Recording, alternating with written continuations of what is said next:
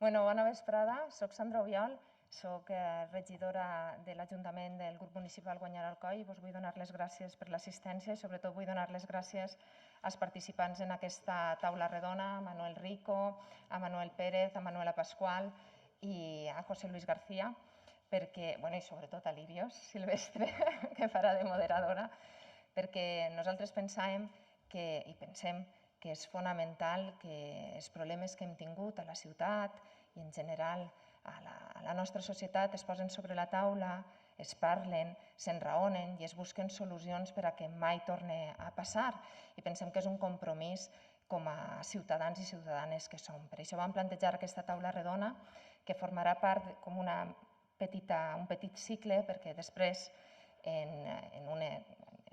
a juny, ja vos avisarem perquè estem tractant de quadrar-ho, això de la pandèmia no és fàcil de quadrar, tenim previst fer una altra taula redona parlant de les alternatives que existissin i que s'han estudiat o que s'han dut a la pràctica respecte a la cura de les persones majors. Pensem que és important també que busquem alternatives a banda d'identificar els problemes i les coses negatives que han passat, que serà la qüestió que abordarem avui a aquesta taula redona. Per tant, res més que això, donar-vos la benvinguda, agrair als participants i també a vosaltres per assistir i esperem que aquesta trobada siga profitosa i puguem traure beneficis per al conjunt de la ciutadania i sobretot per a construir uns serveis de cura a les persones, en aquest cas a les persones majors, que siguin respectuosos amb aquestes persones. Gràcies.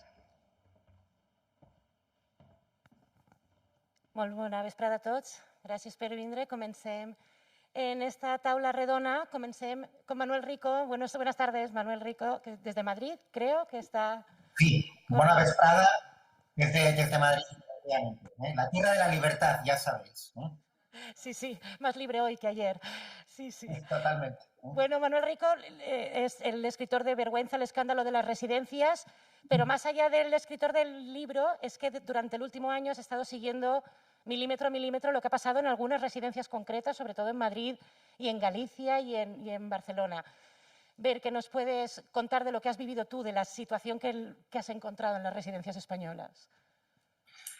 Bueno, muchas gracias primero a Guanyar Alcoi por invitarme a este acto.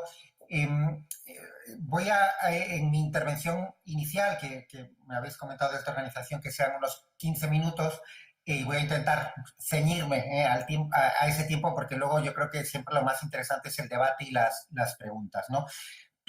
Yo en el libro y en la investigación de este último año, como bien comentabas, me centro básicamente en tres grandes aspectos. Bueno, y luego hay una parte final de propuestas de mejora, ¿no? Pero en tres grandes aspectos. ¿Qué ocurrió durante la primera ola de la pandemia en las residencias de mayores? ¿Quién está haciendo negocio con las residencias de mayores en España?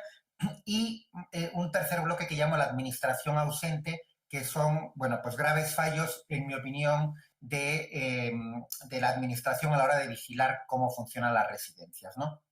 Bueno, yo voy a seguir este esquema. Voy a ser más breve en la primera parte porque yo creo que hay personas que van a poder contar la experiencia de lo que ocurrió en la residencia de Alcoy, por ejemplo, con mucho más detalle. Pero sí, respecto a esa primera parte, qué pasó en la primera ola, sí que me gustaría resumir muy someramente las cinco grandes causas que influyeron en general en España. Luego en cada lugar con un peso u otro, ¿no? Esas cinco grandes causas en esa catástrofe, la catástrofe son más de 20.000 fallecidos en 2 meses en la primera ola de la pandemia, 20.000 mayores que vivían en residencias. Yo analizo 5 grandes causas. Uno, déficits estructurales previos que había en el sistema residencial. Por ejemplo, en la mayor parte del Estado la atención primaria vive de espaldas a las residencias, no son sistemas que estén coordinados. Segundo, problemas que se detectan, surgen cuando llega la pandemia. Por ejemplo, no había EPIs, no había test, se hizo muy mal la zonificación de las residencias, hubo un decreto del gobierno ordenando que se zonificasen entre zonas para personas que no estaban contagiadas y otras que sí, pero dada la falta de test, muchas veces se hizo de forma caótica y mal, y lo que contribuyó es a extender los contagios. Tercero, responsabilidades de las empresas, ¿no? Yo nunca me gusta generalizar, no todas las empresas son iguales, pero hay elementos de responsabilidad de muchas empresas que gestionan residencias. El más evidente, el déficit de personal con el que llegaron a la pandemia, un déficit de personal que se explica básicamente por razones económicas, que ya era un gravísimo problema antes de la pandemia, pero que cuando llega la pandemia, que empieza a ponerse de baja trabajadoras, pues se convierte en un drama absoluto, de forma que en algunas residencias no tenían prácticamente manos ni para dar de comer 3 veces al día a los mayores, ¿no? Luego, caos organizativos, en fin, ahí, por desgracia, lo que ocurrió en Domusvia Alcoy es un ejemplo de caos organizativo también, ¿no? Bueno, tercera causa, responsabilidades de las empresas. Responsabilidades políticas en algunos territorios, especialmente Madrid y Cataluña, donde se dictaron unos protocolos y, sobre todo, se aplicaron unas políticas durante 4 semanas críticas entre la segunda quincena de marzo y la segunda de abril, que impidió el traslado de la inmensa mayoría de los mayores que caían enfermos a los hospitales. Esto, insisto, básicamente ocurrió en Madrid y Cataluña. Y quinto, que es un elemento más objetivo, pero que tenían que haber tenido en cuenta los gestores, que es lo que yo en el libro llamo que las residencias están diseñadas para contagiar, no para frenar un virus. ¿Por qué? Porque desde los elementos de cómo son las residencias, con muchísimas zonas comunes, con la inmensa mayoría de habitaciones dobles y no individuales, hasta el perfil de los residentes, muchos de ellos con deterioro cognitivo, a los que hay que alimentar, a los que hay que cambiar el pañal, actividades que obviamente no se pueden hacer guardando 1,5 metros de distancia, pues todos estos elementos obviamente convierten en especialmente preocupantes cuando surge una pandemia las residencias. Pero esto, que es un elemento objetivo, obviamente los gestores políticos y empresariales tenían que saberlo y tenían que haberlo tenido en cuenta. Respecto a este primer bloque de qué pasó, solo un apunte. Yo en el libro, un apunte más. Yo en el libro, más allá de las causas, hago un análisis también del impacto según residencias públicas y privadas, de gestión pública o privada, porque yo me centro siempre en la gestión, no solo en la titularidad, porque ese es uno de los grandes engaños de las patronales, hablar de titularidad y no de gestión, ¿no? Bien, obtuve respuesta de 11 comunidades autónomas, de las 17, no me voy a centrar ahora en el tema de transparencia, entre ellas la Comunidad Valenciana, que sí que enviaron respuesta. De esas 11, en 8 el impacto fue mayor en las residencias de gestión privada y en 3 de gestión pública. La Comunidad Valenciana está en el primer grupo, el impacto fue mayor en las de gestión privada, aunque no es una cifra estadísticamente significativa. Lo que sí que es estadísticamente significativo es si se analiza por grandes grupos, que es el segundo análisis que hago en el libro. El impacto, dependiendo de si la residencia formaba parte de un gran grupo, por ejemplo, Domusvia o Colisée, o no formaba parte de un gran grupo. Y ahí los datos de la Comunidad Valenciana son claros. Esos grandes grupos, yo analizo las 30 principales empresas del Estado.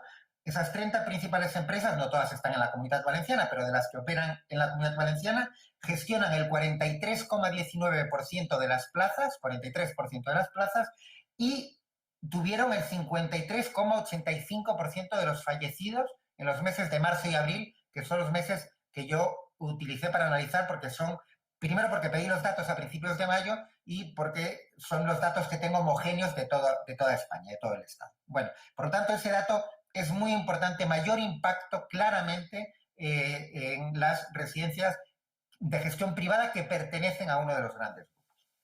Bueno, segundo bloque. ¿Quién está haciendo negocio en España con las residencias, con el cuidado de los mayores? Como comentaba, estamos hablando de 5.178 residencias y que gestionan 375.000 plazas, datos de 30 de septiembre del año pasado. Por lo tanto, ahí hay desde grandes grupos como Domusvia, que es el hegemónico, único grupo que tiene residencias en las 17 comunidades autónomas y que gestiona más de 18.000 plazas, a pequeñas residencias que son centros, que es una actividad familiar y que a lo mejor, pues eso, gestionan desde hace años y que la directora se conoce por nombre y apellido a los familiares de los residentes. Por lo tanto, tengamos esto siempre presente como marco, no es bueno generalizar, pero hay unas tendencias claras. Primera, absolutamente clara y evidente, la privatización. Estamos hablando de un sector completamente privatizado. En España el 88,5% de los centros son de gestión privada. En la Comunidad Valenciana el 91,5%. Está incluso por encima de la media, de gestión privada. En la Comunidad Valenciana, a 30 de septiembre, había 329 residencias, 301 en manos privadas, 28 en manos públicas. Eso es un primer elemento claro del sector en toda España. Hay muy pocas comunidades donde esa cifra, donde esa media baje. Básicamente las Illes Baleares. Segundo elemento, concentración empresarial. Se está produciendo un proceso de concentración empresarial muy importante en el que los grandes grupos van haciendo adquisiciones, fusiones, hasta el punto de que los 8 gigantes del sector tienen ya 64.000 plazas. Tenían ya 64.000 plazas, es decir, el 17% del total. Esos 8 gigantes del sector, el primero Domusvi, como he comentado, hay, tercer elemento, privatización, concentración empresarial. Tercer elemento, 2 grandes anomalías en el sistema residencial. Uno, los fondos, las residencias en fondos de private equity, y otro, las residencias en manos de congregaciones religiosas que funcionan con un concepto de caridad, ¿vale? Por ejemplo, las Hermanitas de los Ancianos Desamparados, que son muy fuertes en la Comunidad Valenciana. Ahora diré por qué es o intento explicar por qué son una anomalía ambas cuestiones. La primera y más relevante y más importante, los fondos de private equity. 3 de esos 8 gigantes del sector, entre ellos Domusvi, Colisée y Vitalia Home, esas 3, están en manos de un tipo de fondos de inversión internacionales que se llaman fondos de private equity, capital privado, que tienen 2 características básicas que las hacen, yo creo que especialmente poco recomendables para cuidar a mayores.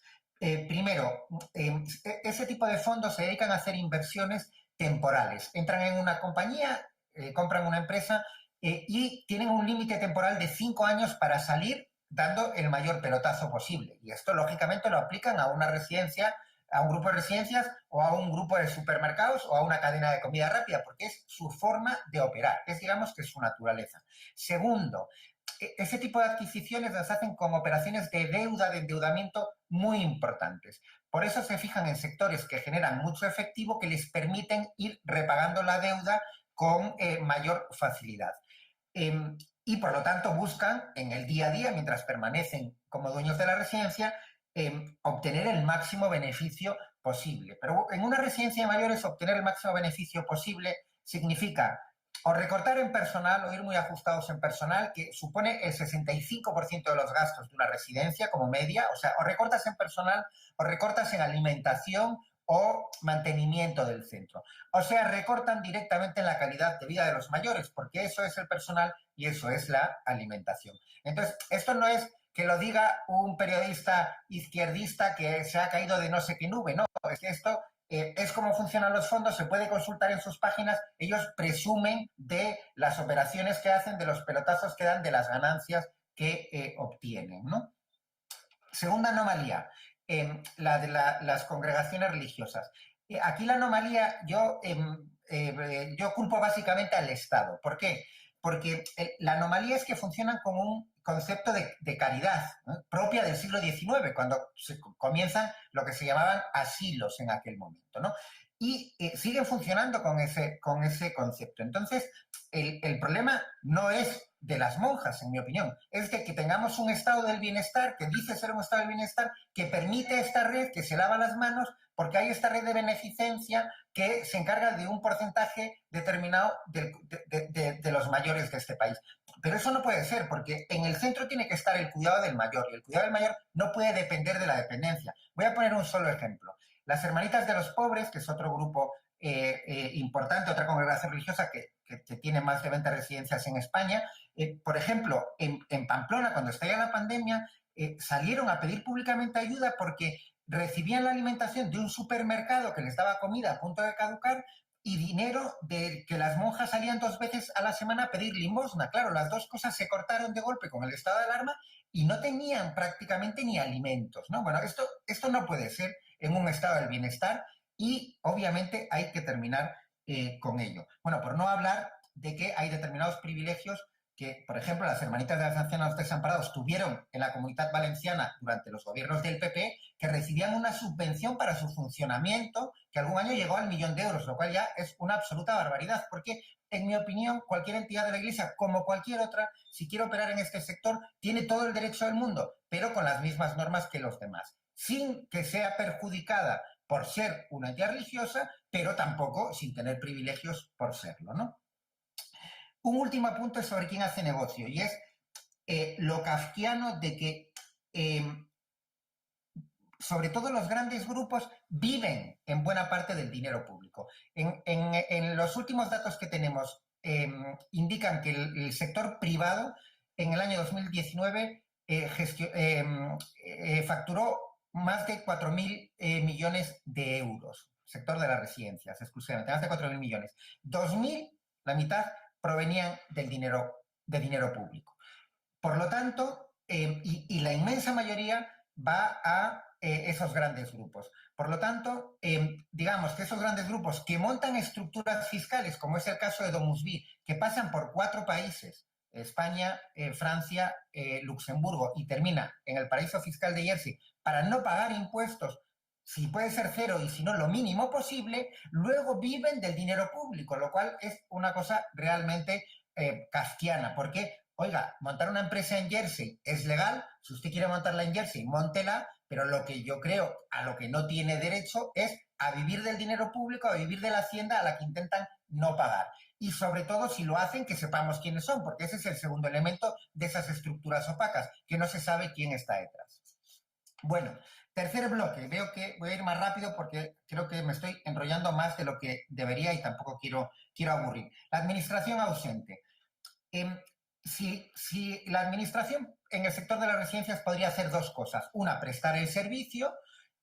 A eso ha renunciado, como acabamos de ver, incluso con las residencias que son titularidad de los propios ayuntamientos o de las comunidades autónomas. Por dar el dato de la Comunidad Valenciana, la Generalitat es titular de 39 residencias, 29 están gestionadas de forma privada, es la segunda comunidad, es el 74%, el segundo porcentaje más alto del Estado, solo por detrás de Castilla-La Mancha, de privatización de residencias autonómicas. Bueno, si no presta el servicio, la administración tiene otra gran responsabilidad, que es garantizar que el servicio que se presta por los entes privados es el correcto. Y eso se consigue mediante 3 vías.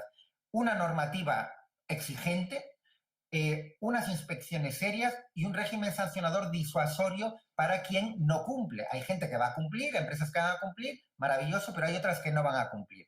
Bien, esos 3 elementos básicamente fallan por completo en toda España.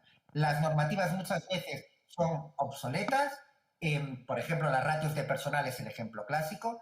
Las inspecciones son una broma. En toda España hay poco más de 200 inspectores en toda España para controlar 5.200 residencias. Es uno de los temas donde la Comunitat Valenciana ha mejorado claramente en los últimos años. Tenía 7 inspectores en 2014. 7, hay que imaginárselo, para toda la Comunitat Valenciana, para más de 300 centros. Ha pasado a 18 en 2019. Aún así siguen siendo pocos, pero bueno, ha habido una mejora clara ahí. Y el régimen sancionador, que es un régimen sancionador que bajo una aparente dureza de multas de hasta 1 millón de euros, luego se imponen sanciones mínimas. Yo en el libro analizo los datos del 2014 al 2019. Por ejemplo, en la Comunitat Valenciana, bueno, los datos en la Comunitat Valenciana son del 15 al 19, porque la Generalitat no facilitó los datos del 14. Hubo en esos 5 años 93 sanciones, solo 2 de más de 60.000 euros, solo 2. Hablo de sanciones firmes del 15 al 19. Hablo siempre de sanciones firmes. En el 20, como sabéis, hubo una sanción de 174.000 euros a Jardines de Llíria. Yo esa no la contabilizo en el libro porque todavía no es una sanción firme y por lo tanto es recurrible y para ser coherente solo he tenido en cuenta las sanciones firmes, ¿no? Bueno, hasta aquí yo creo que la exposición inicial, no sé si he querido dar demasiados datos y demasiadas pinceladas y he sido demasiado caótico, pero seguro que podemos profundizar luego en las cosas que os parezcan de mayor interés. Muchas gracias.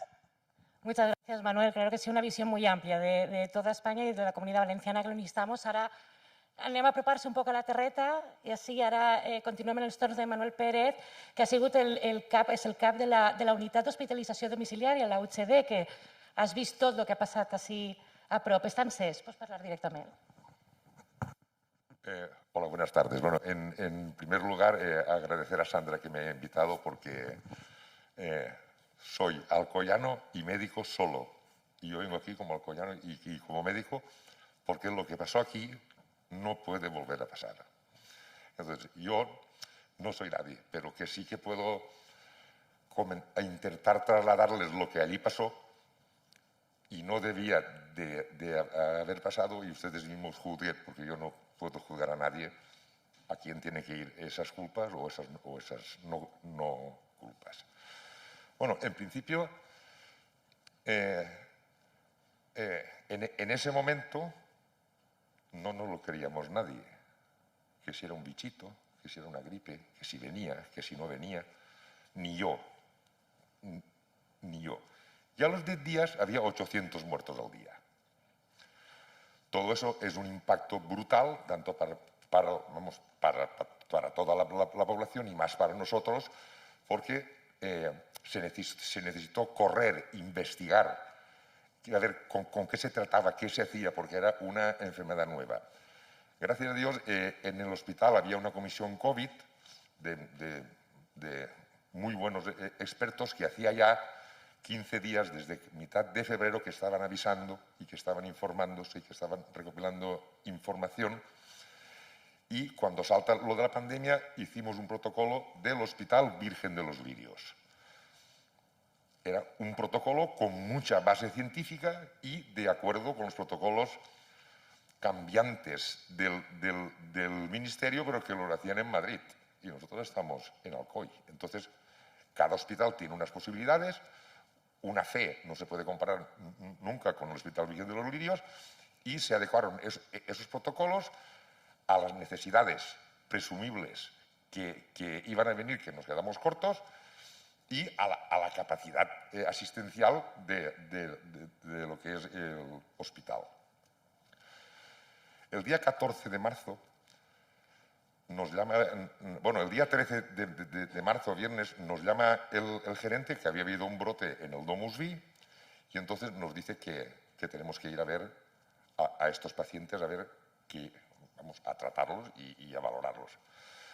Entonces, nosotros, en principio, yo llego a un acuerdo con el médico del Domus Vi que nosotros veríamos todos los COVID sintomáticos o muy sintomáticos y él vigilaría los COVID asintomáticos y el funcionamiento normal de la residencia. Ese día 14 nos pasan un listado de 8 pacientes y era sábado y nos fuimos la supervisora del servicio y yo al Domus a ver enfermos. Llegamos allí y teníamos 17. Claro, nosotros llegamos allí, nos ponemos los EPIs y cuando entro a la enfermería me sentí morir porque no tenían EPIs. Había mucha gente que estaba con bolsas de plástico. Yo, perfectamente equipado, y la gente que estaba trabajando allí, bueno, fue el primer impacto. El segundo impacto es que, claro, aquello tiene una arquitectura, no sé si lo conocéis, inmensa, con muchos recovecos, con 3 o 4 plantas que tienen acceso a través de otras plantas. Bueno, muy complicado. Al final conseguimos una auxiliar bien equipada que nos acompañara para ver enfermos. ¿Cuál es la sorpresa? Que había 2 aquí, 3 allá, 4 aquí. Claro, entonces, claro, lo primero es ver a los pacientes. Entonces, como veíamos allí que allí había muy poco personal, nosotros nos diagnosticamos, nos miramos y nos tratamos a nuestros pacientes. No pedimos soporte al Domus porque no nos lo podían dar. Bueno, cuando termino de ver a todos los pacientes a las 3 de la tarde, le digo al médico, oye, esto tienes que poner a todos los positivos que tú sepas, sintomáticos o no, a un lado y todo lo demás. Sí, sí, ya lo haré. Bueno, volvemos el domingo. 12 o 13 personas más, otra vez. Bueno, y esa fue la tónica. Llamé a la directora para que solucionara eso, porque allí hacía falta una autoridad administrativa que le dijera a los... Porque yo no puedo ordenar a nadie. Además, estaba intervenido y el director de residencia era el médico de la misma residencia. Bueno, entonces me dice que ya está en teletrabajo. Y yo digo, bueno, pues tendrás que venir. Yo ya me olvidé. Bueno, empezamos a ver a los enfermos y, claro, el mismo tratamiento de la enfermedad es lo más duro que puede existir para cualquier persona, que es el aislamiento. El aislamiento es el principal tratamiento porque para que no haya más enfermos.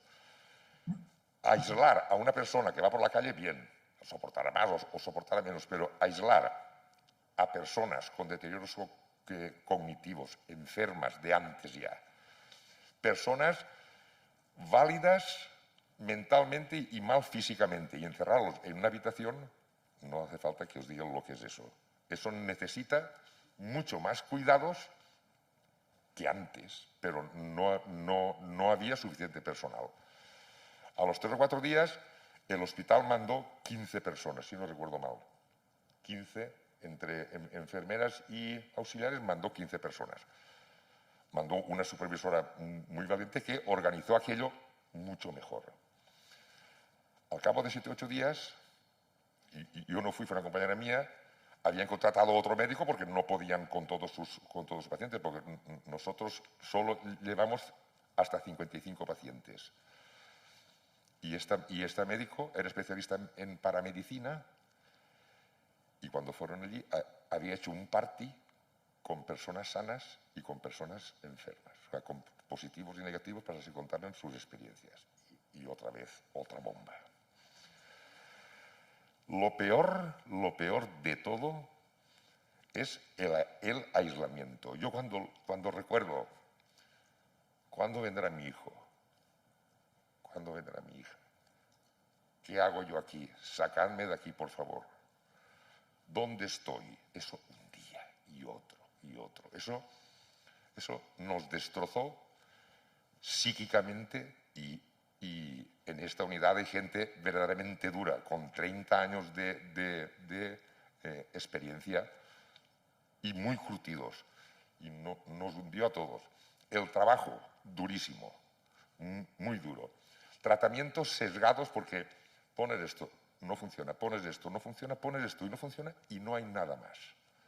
La misma evolución de la pandemia que era un positivo, tenía síntomas, lo tratabas, se curaba, mejoraba, 5.º día, 6.º día, 7.º día se ponía mal y el día 10 había fallecido. Y eso era la evolución normal de la enfermedad. Gracias a Dios pudimos conseguir que se hicieran PCRs a todos para ver cómo podíamos parar esa intrapandemia. Que hicieron PCR a todos, tardaron mucho porque los protocolos de PCRs eran muy cortos y cuando mandaron 100 PCRs que se hicieron por la noche, mandaron 100 PCRs a Alicante y el laboratorio no podía porque había un laboratorio para toda la provincia. Tardaron 3 o 4 días en venir los resultados. A partir de ahí se pudo mitigar la intrapandemia, si lo llamamos así. Pero claro, ya era muy tarde.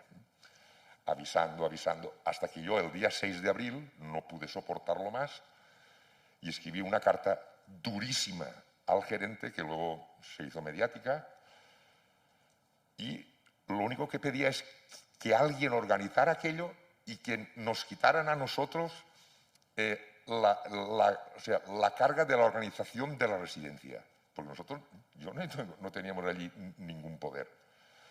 Se nos recriminó mucho si ingresábamos o no ingresábamos. Esta unidad hace medicina paliativa desde hace 30 años, o 29 para ser exacto.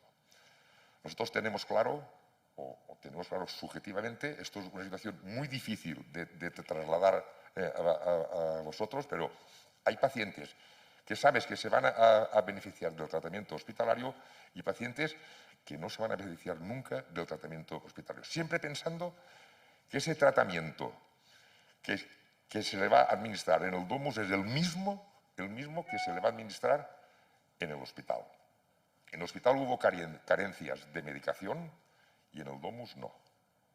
Eso os lo digo porque hubo una época en que el Dolquine no había y en el domus había. Me refiero que, os lo digo por vosotros, que los tratamientos se completaron todos al 100%. ¿Qué pasa? Cuando falla un tratamiento,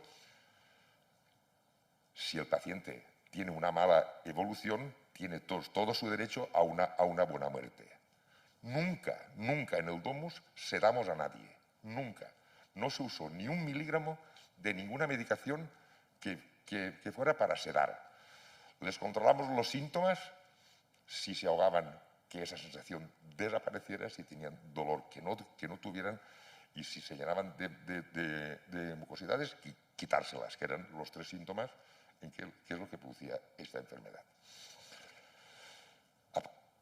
A partir de ahí, pues, un día se terminó. Cuando se contagiaron los que se tenían que contagiar, se curaron los que se tenían que curar y fallecieron los que tenían que fallecer. Al mismo tiempo pasó lo mismo en Onil. En cambio, en Onil, el día que se declaró el brote se aisló. Al día siguiente se contrató personal y allí no pasó nada. Había una gente que estaba malita, que falleció, y otra gente que se curó, y otra gente que nunca se contagió. Y eso es lo más importante. ¿Por qué? Había personal y se cumplieron las normas, no epidemiológicas ni de ingeniería laboral, sino de la lógica de las personas. Tú estás enfermo, te meto ahí, tú estás sano y yo te pongo ahí. Y ya está. Entonces, en la segunda ola se contagiaron todas las residencias. Todas. En el preventorio asumimos el 100% de la residencia porque el médico se contagió. Y allí no pasó nada. Allí hicieron un aislamiento que lo hizo el médico porque él se contagió a posteriori. Hizo un aislamiento perfecto y se trataron a los pacientes, y los que se curaron y los que fallecieron. Al igual que en todas las demás residencias. En el hogar de San José, que es la más grande de todo el departamento, pasó lo mismo, pero allí se hizo una organización perfecta, como son las monjas militares. De ahí no sale nadie, de ahí no sale nadie, aquí no entra nadie y aquí no entra nadie. Y pasó lo mismo. Fue un impacto, digamos, mínimo. Claro, no es lo mismo que haya un impacto en Onil, que hay a lo mejor 60 residentes, que en el hogar que había 140 o 134. Pues bien, todo esto, nosotros tuvimos, digamos, una lucha, primera por si lo hacíamos bien o lo hacíamos mal porque era nuevo. Nos hicieron dudar si habíamos ingresado lo que teníamos que ingresar y no habíamos ingresado algo que teníamos que haber ingresado. Eso siempre, nos quedará siempre esa duda. Ética y moralmente estamos totalmente tranquilos y totalmente convencidos de que se funcionó bien. Porque cuando había la mínima duda en un caso de ingreso o no ingreso, hacíamos una sesión clínica y 4 médicos y 4 enfermeras decidíamos a ver qué es lo que hacer. Y había un médico que se hacía responsable de esa decisión. Me refiero que nunca se tomó ninguna decisión ni por una persona ni al tuntún. Yo he venido aquí solo por una cosa, para que esto no pase más. Porque si esto pasó de 10 residencias en una, alguien tiene que haber hecho algo mal. Tiene que haber hecho algo mal reiterándose en el mal, porque se avisó, se contravisó, se dijo, se redijo. Ninguna institución pública y ni mi ayuntamiento, que yo seré del color que seré o tendré las ideas que tendré, pero el ayuntamiento es de mi pueblo y es mi alcalde. Y nunca dijo nada y sabía toda la información porque yo sé que él la sabía. Solamente salió cuando la asociación empezó todos sus movimientos y salió como adalid del apoyo. Pero ¿y EPIs? ¿Y gente? ¿Por qué no ofreció sabiendo todo lo que pasaba?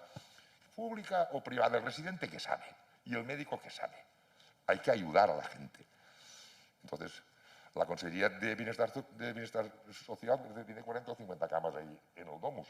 Tampoco dijo nada. Yo no es que esté acusando a nadie, sino que esperábamos una respuesta de mi administración y de mi ayuntamiento que no vino nunca. Nosotros pusimos todo lo que teníamos. El hospital puso todo lo que tenía. No nos faltó nunca un EPI, ni nos faltó una ampolla de nada. Nunca. Incluso en épocas, como he dicho antes, de escasez de medicamentos. Pues yo lo único que pido es eso. No sé a quién hay que decírselo, no sé con quién hay que hablar, que no pase más. También tengo que decir que hasta hoy, nadie ha hecho ninguna propuesta para una solución así. A fecha de hoy, o por lo menos que yo sepa, yo me puedo enterar más o menos, pero de mi pueblo me gusta saber las cosas. Nosotros sí lo hemos hecho. Nosotros tenemos unas videoconferencias con todas las UHDs de toda la comunidad y hace un mes y medio nosotros en las UHDs tenemos unas líneas de atención, que es adultos, que es la nuestra, salud mental y pediátricos. Hay UHDs que se dedican a los trasplantes de los médulas de los niños, a los oncológicos y de salud mental. Nosotros hemos hecho una propuesta a los servicios centrales para que introduzcan línea de residencias.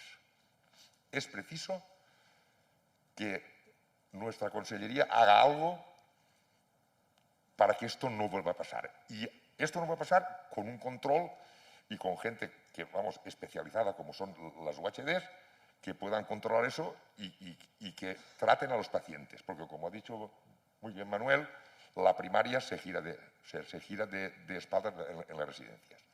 En el hogar de San José, que es la única, sin más, había un médico de la Bassa que estaba 2 o 3 días allí y pasaba consulta y aquello era una seda. Hay residencias que tienen médico, pero hay residencias que no tienen médico, como es el Domus ahora.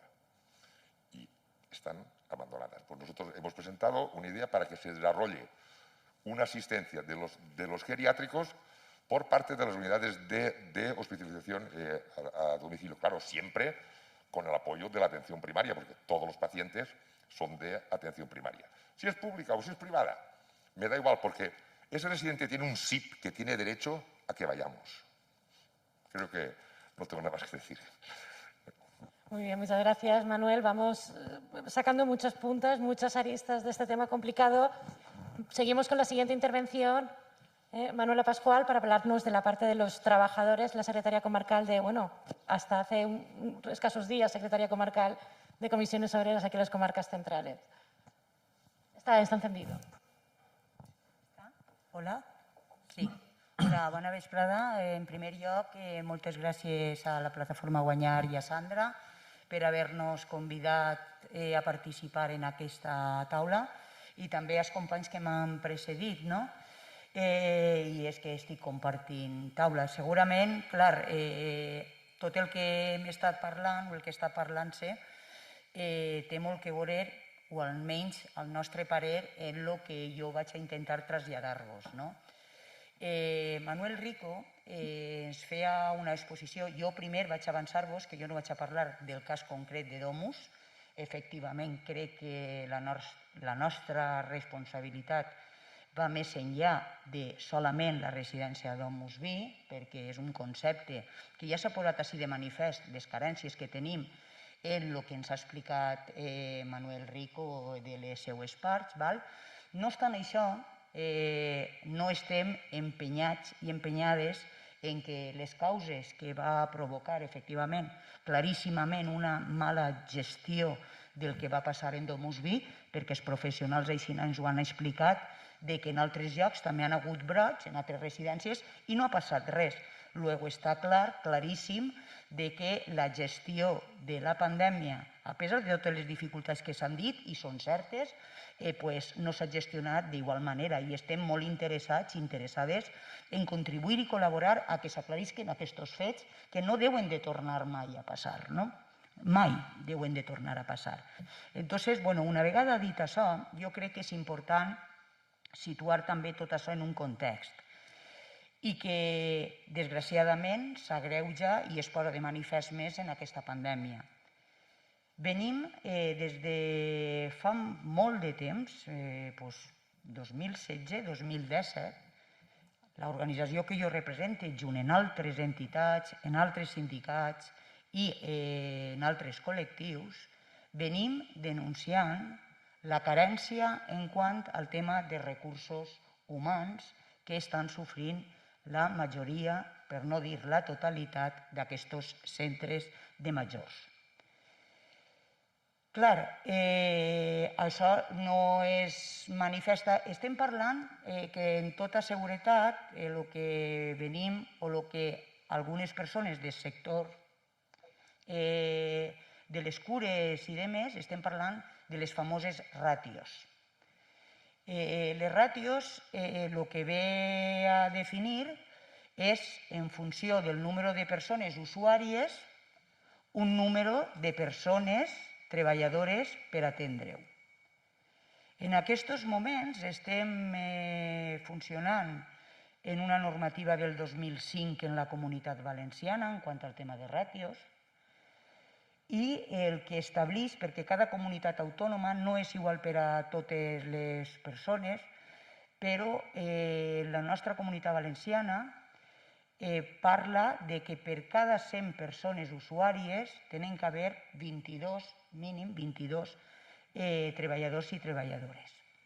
Dit això així, pot dir, i podria, i posant el cas concret de Domus, podrien dir, no, és que nosaltres complim ràtios.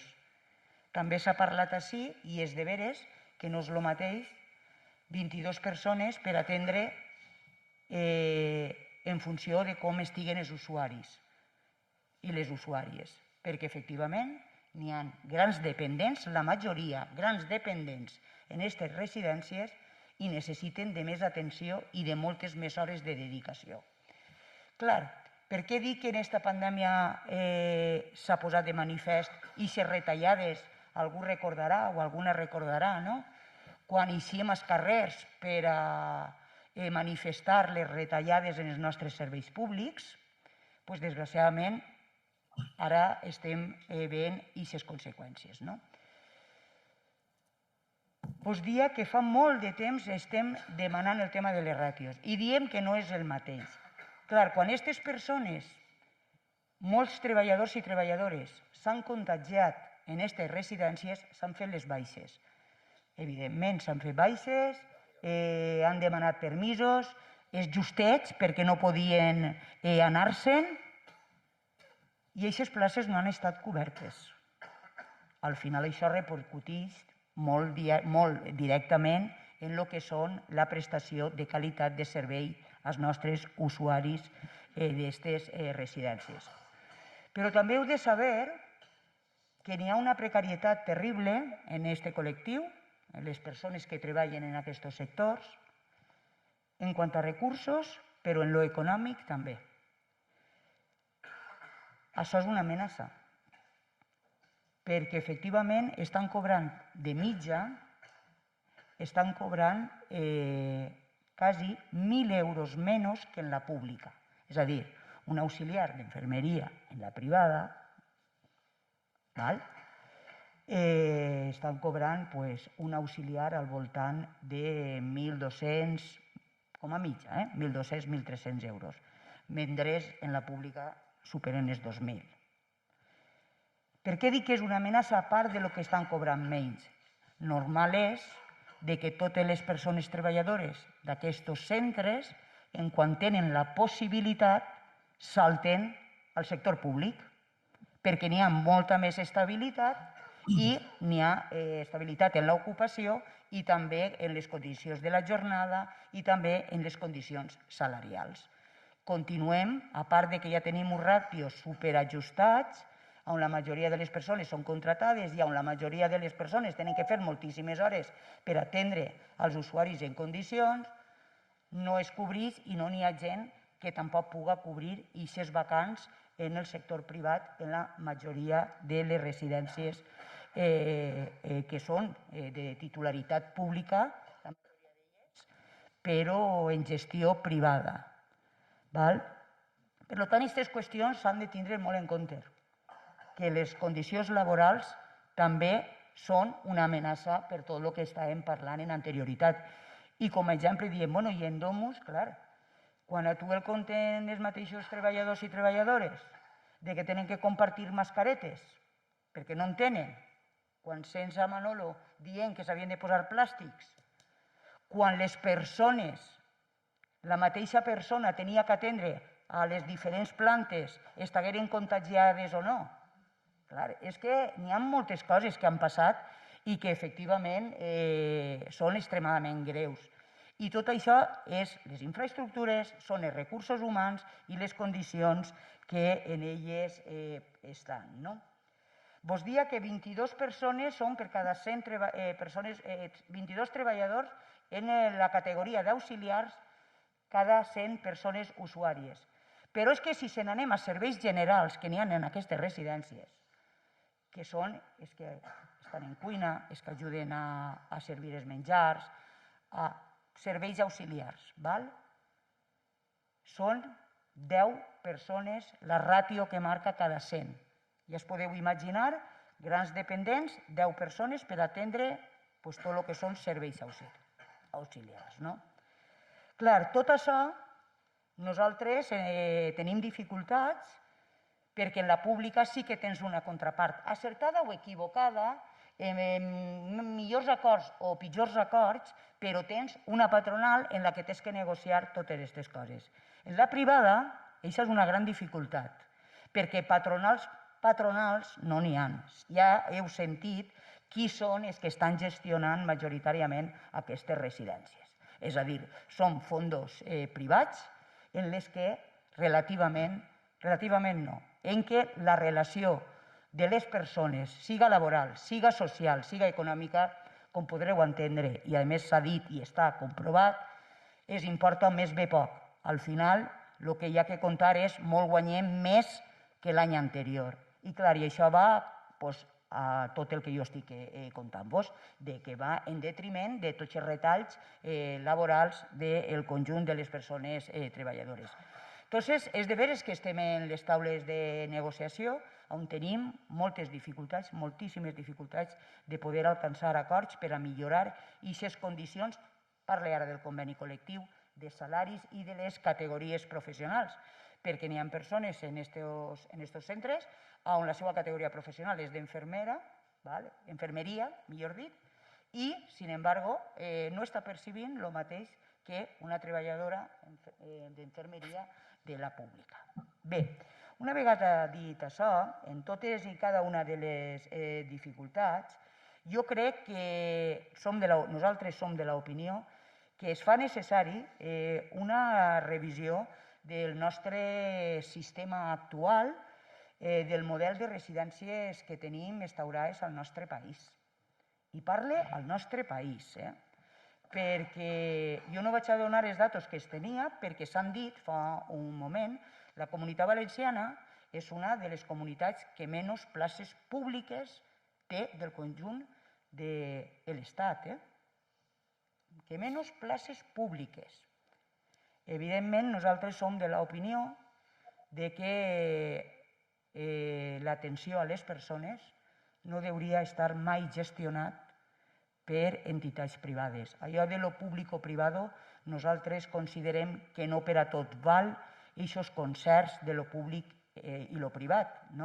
Per tant, es fa necessari que parlem de tota aquesta mera de qüestions i de quin és el model de les nostres residències al País Valencià, però també al conjunt de l'Estat.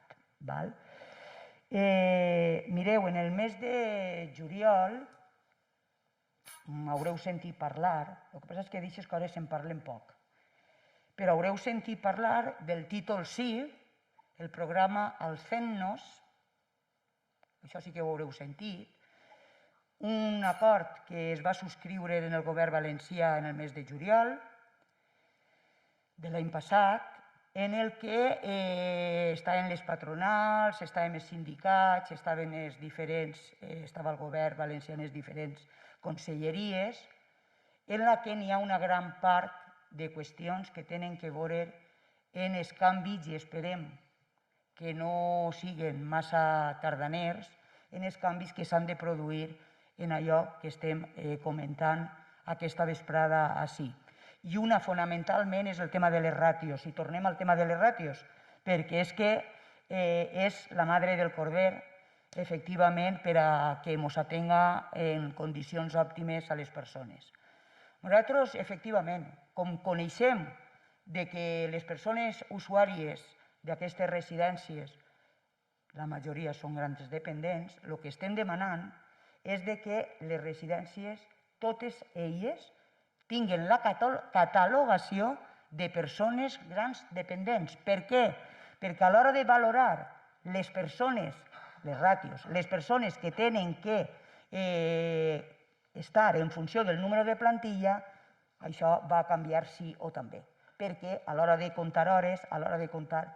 Entonces, bueno, esperem que això siga atès, està escrit, està firmat, la pandèmia és de veres que ha retrasat moltes coses i esperem que això vagi endavant.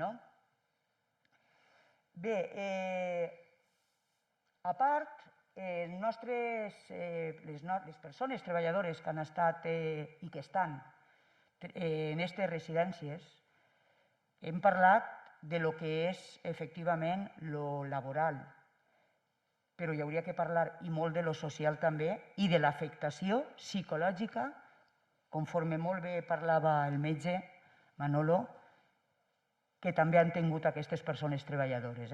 De veure com la impotència, la falta de recursos, la falta d'hores per a poder atendre, que veien que a l'hora d'alçar o que a l'hora de donar-los el menjar i veure que no arribaven i que no es trobava solució a aquestes demandes i a aquests problemes, això també ha acabat en grans baixes, en períodes llargs i en depressions de moltíssimes persones treballadores del conjunt d'aquestes residències.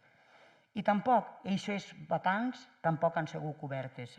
O sigui que es podeu imaginar en quina situació es troben en termes generals les nostres centres de majors en atenció a aquestes persones. No sé com vaig de temps, perquè jo em podré parlar i no... Si vols anar acabant i si no després ja, com encara tenim temps per a... Perfecte. Sí? Sí, tenia algunes cosetes més que esperem que... perquè n'hi ha una sèrie ja de diners pressupostats, però en tot cas, si de cas ja n'hi ha diners pressupostats per part del govern valencià en aquest acord, on és un programa que comença el 21 o fins al 25, en la que van haver reforços i canvis en totes aquestes residències i, a més, van a crear-se nous centres per a atendre... Esperem que vinguin, perquè les coses de Palacio van molt despacio. Això forma part d'una segona jornada, o en tot cas, si algú té interès, ho deixa així i de més. I el nostre reconeixement a les persones treballadores en el seu conjunt, com no pot ser d'una altra manera, i parle treballadores totes, les professionals, metges, els infermers, totes les persones que han estat ahí i, des de luego, els familiars que han tingut que patir alguna pèrdua, per suposat que ahí no n'hi ha consol possible i el que correspon és aclarir, conforme s'ha dit així, aclarir aquests fets, no per aclarir-les, que també, sinó per a que no torni a passar mai més una cosa d'aquestes característiques. I en principi pare ahir per a donar pas. Gràcies, Manuela. I exacte, anem a conèixer la part més dolorosa, que és la dels familiars, perquè tot és complicat, però qui es porta el mal són els usuaris i els familiars. Així que escoltem a José Luis García, que és membre de la plataforma d'afectats de la Domus Vit, tant del COI com de Cocentaina. Bona nit. Agrair-vos a a l'equip de Guanyar que ens hagueu prestat este lloc per poder manifestar. Agrair-vos als demés que hagueu estat ahir i a Manuel Rico en la distància, que ell, entre altres coses, també ha atès el cas de la nostra residència, el menciona en el llibre. I hi ha una qüestió, volia començar, jo vaig a fer, la intervenció va ser en 3 apartats, vaig a fer un poc de menció als antecedents, a la situació que es va donar quan, a partir del 6 de març, ja no vam entrar a la residència, i a la situació actual que està donant-se en aquests moments. I hi ha una qüestió que volia agrair-li a Manolo, especialment, perquè ha dit una sèrie de coses que quan se n'anem fa un any darrere necessitàvem saber-les. Quan tu has dit que estaven atesos com si hagueren estat atesos, com si hagueren estat a l'hospital, quan has explicat el protocol, tot el que vau fer vosaltres allí, hi ha una qüestió que nosaltres necessitàvem saber-ho en aquest moment. Jo sé que no és una... Jo sé de qui era la competència, perquè saltant-me un poc la presentació que vos dia, però sí que és una cosa que ens va marcar moltíssim, que ens va fer molt, molt, molt de mal. És que no sabíem res que estava fent-se en els nostres majors. No sabíem res. Vam estar quidrant a la Conselleria de Sanitat. No vam despenjar telèfon. Vam quidrar a la Conselleria... No vam quidrar. Jo personalment vaig escriure un correu al director general d'Infraestructures per dir, per favor, si ell podia coordinar-se en la Conselleria de Sanitat i ens podien fer passar un canal d'informació, però no per saber xifres, sinó simplement per saber què estava fent-se en els nostres majors. Clar, quan tu has dit que ateníeu a 55 persones, doncs, per almenys les 55 persones que ateníeu vosaltres, els familiars que no sabem qui són els que ateníeu vosaltres, posteriorment ho vam saber per els informes clínics de l'hospital, el que da la tranquil·litat de saber que havien estat ben atesos. El problema queda en els altres 70 i alguna cosa, o 80 i alguna cosa, que, com tu havies dit, era una altra situació, era una altra direcció mèdica, i evidentment això ens va produir una angoixa, una impotència, un dolor i sobretot el silenci. La resposta de la Conselleria va ser molt clara. La competència d'informació als familiars és del centre. El centre, sapeu que va col·lapsar la centraleta, que es va trencar i que va estar diversos dies sense poder saber res de res. Un escueto. Vam oferir les plataformes de WhatsApp que teníem les associacions perquè ells ens passaren informació i nosaltres transmetre-la als familiars perquè era l'únic que ens quedava. Dit això, que aquesta explicació, això ho haguem necessitat fa un any o fa ja més d'un any perquè a alguns ens haguera donat per almenys la serenitat de saber que els nostres familiars havien mort en bones mans o que havien estat atesos en bones mans. Perquè, mireu, va haver un moment que en el grup de WhatsApp es va posar, és a dir, així han decidit deixar-los morir en l'hospital. Han decidit que els nostres familiars es morien ahir. No enteníem per què no es portaven a l'hospital. Ningú ens explicava res. I va ser una situació que, a més, en aquest moment, que no podies anar a cap lloc, que estaves tancat, era una situació de desgarro emocional, perquè s'alçaven per al matí donant pèsame en el grup de WhatsApp i es gitàvem donant pèsames. I ningú ens dia què passava. Aquesta situació, ja ho hem dit, necessitàvem aquesta informació en aquest moment. Mireu, en quant a antecedents, jo volia explicar-vos, suposo que ho sabeu perquè ja ho hem explicat, ho hem dit moltes vegades. En l'any 2019 es varen constituir com a plataforma perquè es vam donar compte que quan s'enjuntàvem en els patis, quan anàvem als passillos, quan anàvem a visitar els nostres familiars, donàvem compte que anava degradant-se l'atenció als nostres majors. Anava degradant-se. No enteníem massa bé per què en aquest moment i van començar a manejar-se i a preguntar-se i a posar-se en contacte amb les persones, amb els treballadors, amb les treballadores d'allí. I, evidentment, hi havia un problema que era fonamental. S'ha repetit moltes voltes, però es té que repetir. Teníem unes ràtios molt baixes i, a més, no havia, quan hi havia baixes, quan hi havia vacances, no es cobrien.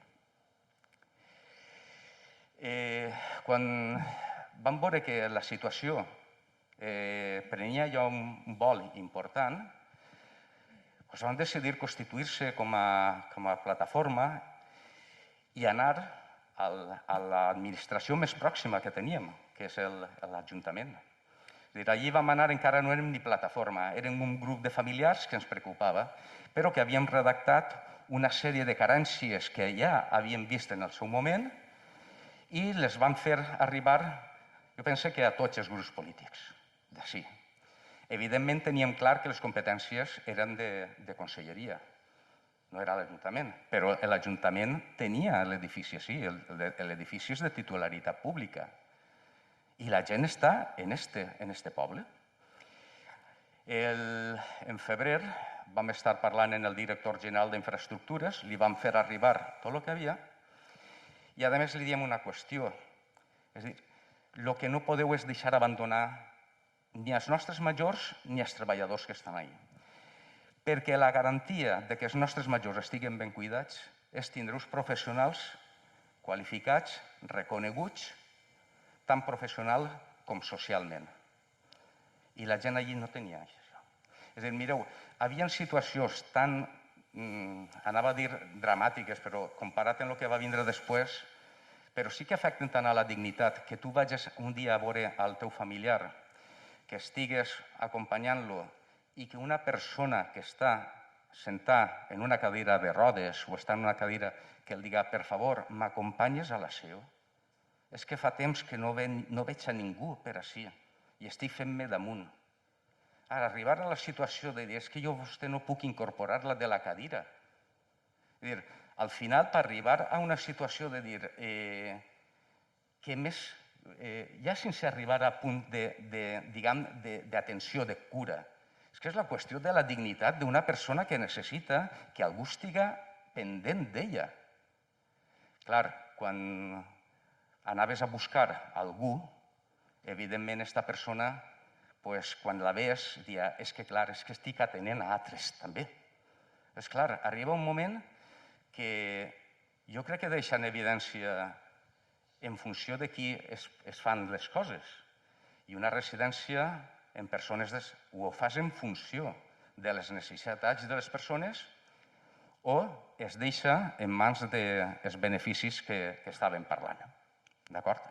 Perquè quan nosaltres ens vam constituir com a plataforma i començàvem a donar-se compte d'aquestes carències, coincidia en què Domus Vi, a finals de 2017 o principis del 2018, havia adquirit a Sarco Habitae, que era l'empresa anterior concessionària. I ara vas lligant, i una de les coses que ha portat Manuel Rico en aquest sentit i que vas llegint, és que les coses no passen per casualitat. I veiem que comença a degradar-se les condicions de vida d'una gent quan una empresa entra i adquireix una altra. A partir d'ahir, això són els antecedents. És a dir, nosaltres ja veiem que hi havia algo que no anava bé i que l'atenció als majors no era la que tocava. D'ahir tampoc anàvem a imaginar-se mai arribar a la situació que es vam trobar, perquè des del 6 de març, que és l'última visita que fem als nostres familiars, i prèviament sabíem que les condicions, el número de treballadors no era suficient, no coneixien tampoc els mitjos que podien tindre, però tampoc anàvem a pensar que anàvem a ser massa. Clar, quan arribem a aquesta situació ja mos se derrumba tot. perquè és que ja ni siquiera teníem informació. I ens va fallar el més pròxim, que era que se suposa que quan falla l'empresa tenies que tindre darrere, que és les administracions.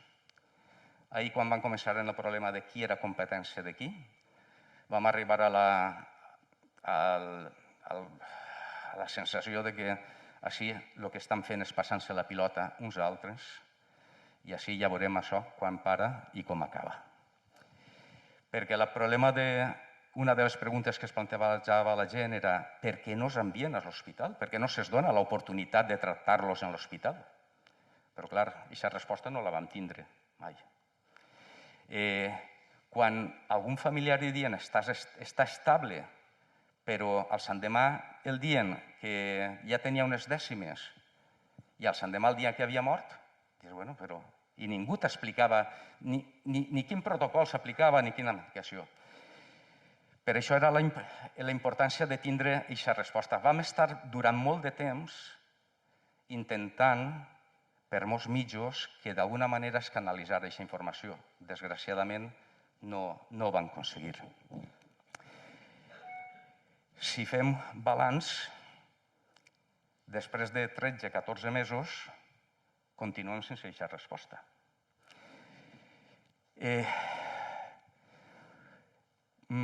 Arriba un moment que, diguem, va tancant-se això. Tingueu en compte, jo tenia unes xifres així, per veure el grau de com va avançar tot. Perquè el 19 de febrer, quan s'intervé a la residència, havien oficialment una persona morta i 50 i tants infectats. El 28 de març, 9 dies després, hi havia més de 30 persones mortes. I la primera setmana d'abril ja en rebassàvem 50. És que la gent al final feia, és que això no para, això no sabem quan va parar. Perquè ja havia un moment que el dient, està estable, però dins d'aquesta circumstància estable podia durar-te mitja hora. Continuem a hores d'ara esperant que algú ens diga qui va tractar els nostres malalts, els nostres majors, quins protocols es van fer. Hem sabut part d'allò ara per Manolo, però no tocava. O sigui, s'agraeix, però no... S'agraeix com a professional, però és que això li tocava a un altre. Algú tenia la responsabilitat d'això. És a dir, i si tu intervens i veus que va molt mal, és a dir, d'algú tindrà que haver-li aprofitat algun responsable, veure que ell entra a una residència, posa un director metge i veu que en 9 dies es morin tantes persones i tu quan tanques això han mort 73 persones, alguna experiència es té que treure d'això. Per lo que diem, si això té que aprofitar d'algú, entre altres coses, és perquè no es torni a repetir. Perquè a hores d'ara és que a ningú ens han dit res de què collons va passar allí dins. De l'empresa no s'ho esperem. Perquè l'empresa és una cosa opaca, és un búnquer que, a més, cada volta ho tenim més clar. Està fet pel que està fet. Han entrat per guanyar diners. Ja no ens emmascarem més en el tema de cuidamos personas. Esta direcció, així, desde luego, no ho ha fet. I a partir d'ahí, clar, el segon objectiu que es van plantejar quan es va tancar el brot és saber en quina situació es trobaven les persones supervivents.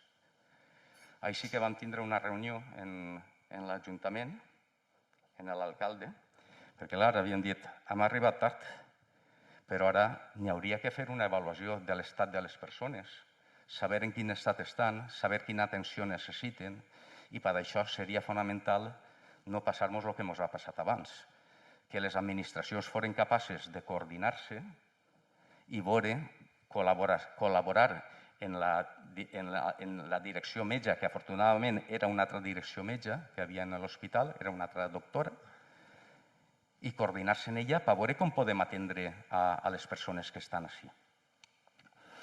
En aquesta situació, una de les coses que ens va cridar molt l'atenció, quan vam demanar els informes metges a l'Hospital d'Alcoi, és que, i això ens ho van fer arribar des del despatx d'advocats, és que en molts informes apareixia la paraula desnutrició.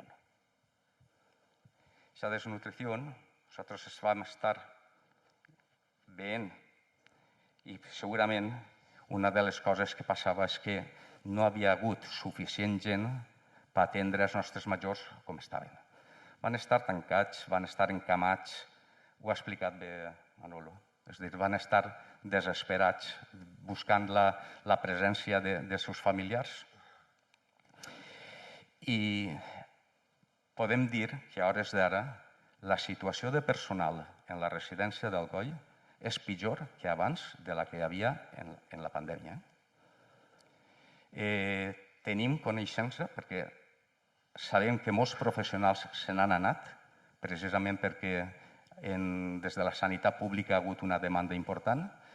N'hi ha persones que no han pogut i sabem que de treballadors i treballadores que necessiten recurrir a fàrmacos per dormir per la pressió que van patir i que han suportat. I n'hi ha gent que inclús ha demanat excedència. Sabem que la residència, de 80 places que havien, torna a estar en 130, però conforme estan entrant gent no està corresponent en correspondència a la contratació de treballadores. En la qual anem a trobar-se en una situació d'atenció a les persones que estan com abans. És a dir, que en aquest sentit no s'ha avançat absolutament res. I jo crec que hi ha una qüestió que ja és determinant. És a dir, que el moment d'omplir titulars, de fer intencions, declaració d'intencions, jo crec que després d'un any ja ha arribat on tenia que arribar. Jo crec que és el moment, per part de les administracions, que es faci un control exhaustiu, que es faci una redistribució en quant al tema de les ràtios.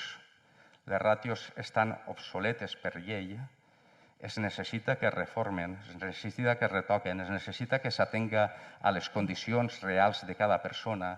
No ens val una ràtio d'un any per un altre, perquè les persones en un any sofreixen uns deterioros importants i cada volta necessiten més atenció. I en aquest sentit, primer, es necessiten unes ràtios adequades a les necessitats de la gent, es necessita que hi hagi unes inspeccions exhaustives i basades en les atencions a la gent i que necessitem que hi hagi un sistema punitiu que per almenys a qui vulgui fer la trampa que li costi i que li costi car. Perquè si fan la trampa repercuteix en les condicions de vida de la gent. I això, desgraciadament, els familiars ho observaven quan podíem anar i quan podíem anar estàvem 2 o 3 hores, però és que ara fa molt de temps que ni siquiera podem entrar. Per tant, hi ha molts familiars que no ens poden dir en quines condicions es atenen, etc. Per tant, té que haver una involucració ja molt determinant per part de l'administració i que es faci càrrec del que ha ocorregut i continua ocorrent en les nostres, per almenys en la residència d'Alcoi. I en la de Cocentaina estem en 3/4 del mateix. D'acord? No sé si me n'ha passat el temps. Tranquil, que a més ara obrim per a poder, potser per a centralitzar un poc tot el que s'ha dit, perquè s'ha parlat de tants aspectes. Jo abans d'obrir el torn de preguntes al públic o de lo que puguem preguntar, jo volia a veure si podien concretar algunes cosetes perquè tinc un dubte. Està clar que hem oblidat els majors durant molt de temps i això ens ha esclatat en la cara en la pandèmia. Ja s'ha vist en dissant que foros inversors internacionals juguen en les empreses de majors, maltractant els usuaris, maltractant els treballadors i maltractant els familiars. Com es regula l'empatia? Perquè, clar, és un negoci en el que és molt difícil llevar, o preguntar d'una altra manera, per exemple, Domusvi té 2 residències a les comarques, Alcoi i Cocentaina. Quina diferència n'hi ha entre una i altra? Per què en una ha passat el que ha passat, sent el mateix fons d'inversió, tenint el mateix ràtio de treballadors, tractant-los igual, i en canvi a Cocentaina no? I a mi em costa molt pensar en una persona fent carícies a un gat maquiavèlic pensant vaig a fastidiar a tot el món, vaig a matar a tots els iaios d'esta residència. Què ha passat ahí? Quina és la diferència entre les 2 residencias? Mira, yo quería hacer 2 aclaraciones como lo que he venido, que es como médico y como alcoyano. Como médico tengo que decir que esto de la información, nosotros en nuestro trabajo diario, nosotros trabajamos en el domicilio y la información es el pilar de la confianza del paciente y de los cuidadores con nosotros. Cuando estuvimos en el Domus, solicitamos repetidamente los teléfonos de los pacientes y se nos negaron porque era la empresa la que tenía que informar. En cambio, en todas las demás, nosotros nos llegaron a instalar un teléfono solo para eso, porque cuando tenías 12 llamadas para hacer. En O'Neill nosotros llamamos todos los días a todos los familiares que se habían visto ese día y si querían hablar con nosotros los citábamos en la puerta de la residencia.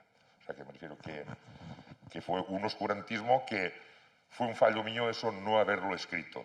Yo tenía que haberlo denunciado por escrito eso.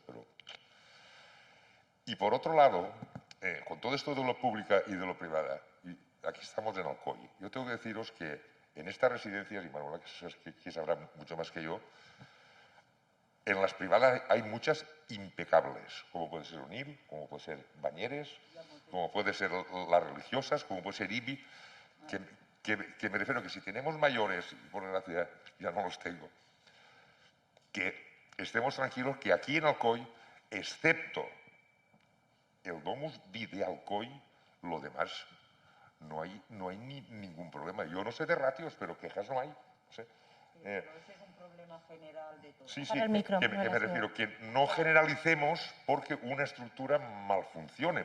Pero el problema es que se le haya dejado a esa estructura actuar así. O sea, cualquier otra empresa que te ofrece un servicio, porque no hemos hablado del precio, pero estas residencias son caras.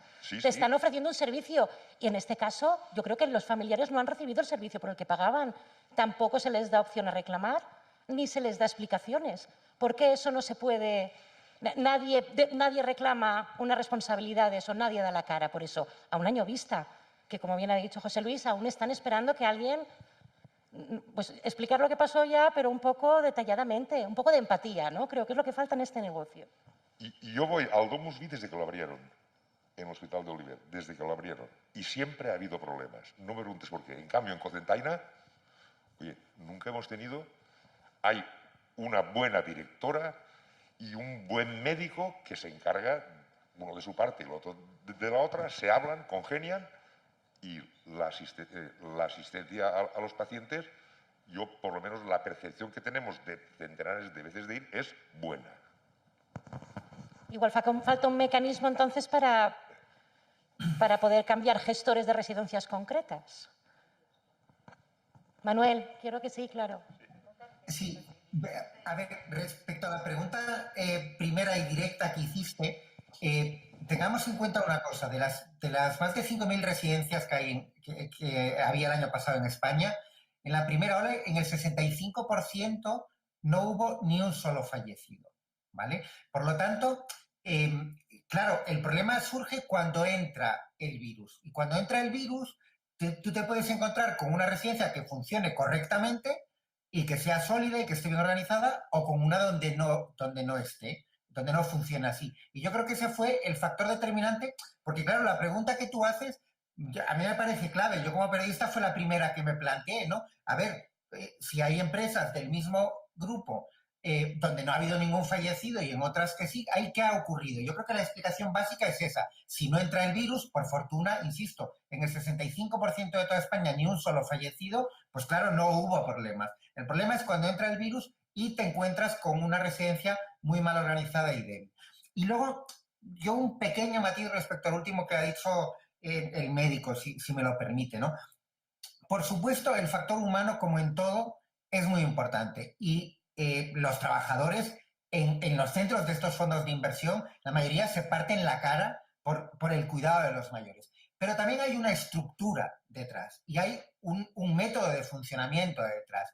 Y por muy buenos que sean los trabajadores, si el criterio básico es ganar dinero, eso está ahí en la organización y no lo podemos perder de vista. Y luego a lo mejor en un centro, en 5, en 10, oye, hay una directora que funciona de maravilla y obviamente eso se matiza o incluso se anula. Pero yo creo que hay que ir a los elementos estructurales de organización. Y el elemento estructural de organización en una residencia de mayores tiene que ser el cuidado del mayor. Y todo se tiene que subordinar a eso. Porque si el elemento central es ganar dinero, entonces ya dependemos del factor humano de que nos toque una buena directora. Y eso no puede ser. O sea, yo creo que tiene que ser a la inversa. Es obviamente una opinión, aquí no hay ninguna verdad revelada, pero para mí este matiz es importante, ¿no? Entonces, se necesita controlar mucho a las empresas que gestionan residencias de mayores, que es lo que comentaba igual. Una duda que tengo es cuando se habla que se ha intervenido, se interviene en la residencia de Domusvi, pero después vosotros como UHD no pudisteis hacer gran cosa. Entonces, esa intervención, ¿exactamente qué es? ¿Llamar a la puerta y decir, ¿puedo hacer algo? No, gracias. Estamos hablando de tratamiento de mayores y hemos visto los resultados. Igual hay que prever otro tipo de mecanismos en el que en empresas que negocian con gente se les pueda dar un toque de alguna manera que no se ha podido hacer aquí en Alcoy. Sí. Hola, Manuel. A ver, mira, no, que en cuanto, vamos, que está claro que tienen que ganar dinero, pero se pueden ganar dinero trabajando bien, o sea, que eso no significa nada. En cuanto a la pandemia, yo te tengo que decir una cosa. La experiencia aquí, no solo del Domus, sino la experiencia de la pandemia, esta pandemia no la han controlado los generales, la han controlado los soldados, porque había tanto follón con los generales que hoy era blanco, mañana era verde, el otro era rojo, y los soldados, al final, hacíamos lo que verdaderamente creíamos que se debía de hacer, siempre con un fundamento científico máximo a nuestro alcance. Al igual ha pasado en estos sitios. Cuando ha habido una buena dirección, el pie del cañón, porque aunque sea dirección, sigue siendo el pie del cañón, porque en la residencia Mariola, la directora iba con un EPI, la directora. O sea que, me refiero que esa gente es la que ha ganado la pandemia, porque han seguido una línea, buena o mala, una línea que hay que seguir siempre cuando son las grandes catástrofes, y se ganó en unos sitios y se perdió en otros, creo yo. No, sol és una cosa, que jo crec que ara pues, parlem totes i tots d'una manera diferent. Ningú esperava la pandèmia que es va arribar i jo crec que partim, efectivament, ningú sabia com acarar-ho, més enllà, no et preocupes, gràcies, més enllà de que s'hagin pogut fer les coses o que s'hagueren pogut fer les coses millor, ¿vale? Compartint això de que s'hagueren pogut fer les coses millors i que avui era blanc i demà era negre, però crec, i a més com a professional, no, si em permets, tu en la sanitat, pues, la veritat és que no sabia com acarar aquest virus.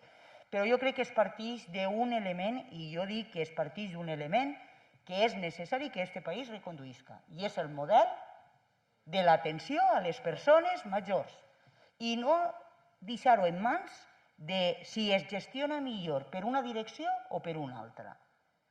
I, des de luego, les empreses, en la meva opinió, que única i exclusivament estan basades en guanyar diners, els importa molt poc el factor humà en termes generals, de cuidats i també de les seues persones treballadores. Perquè és que ho hem vist, i des de luego ho hem vist en les empreses privades on hi ha fondos d'inversió on estan al càrrec i ha canviat totalment, no us preocupeu, que és que cau. Fondos privats, o sigui, que han vist com ha funcionat aquestes empreses en aquestes empreses privades. Quant a menys, quan parlem d'una cosa tan delicada com és l'atenció de les persones. I avui són les persones més majors, però demà serem totes i tots. Vull dir, és que estem parlant d'un futur i, per tant, té que quedar molt clar com s'ha de gestionar això. I, des de luego, dic, i això dic que és una opinió personal, compartida o no, però ho torno a repetir, jo crec que això no pot estar mai en mans de caràcter privat, mai. perquè n'hi ha un factor que jo crec que els fons inversors se'ls esbara prou. Entonces, apostes perquè siga una gestió pública directament. Totes les residències de majors les hem tingut, com bé ha dit Manuel Rico, l'atenció primària ha obviat els majors durant molt de temps. Hem tingut la llei de dependència des de fa ben poquet. Com es fa una transformació tan gran, i més en la Comunitat Valenciana, que tenim el 90 i pico % privades? Com fem aquest canvi a la pública? A la pública, aquesta és la pregunta del millor. Ni totes van a ser, és impossible, sí senyor. Ni totes van a poder ser públiques, ni van a poder ser moltes revertides, perquè, clar, quan les concessions administratives són per 40 o 50 anys, això, evidentment, l'administració que estiga, la que està ara en aquests moments o la que puga vindre, és que no té prou diners per a fer aquesta reconversió. En el cost que ens podria costar, i està estimat, una reversió, com podria ser la de Domus, la d'ací d'Alcoi, tenim 5 residències públiques en l'àmbit del País Valencià. Imagineu-se 5 residències públiques, el número de persones i de més. Luego, estem parlant d'una qüestió de model o no estem parlant d'una qüestió de model? Jo crec que claríssimament sí.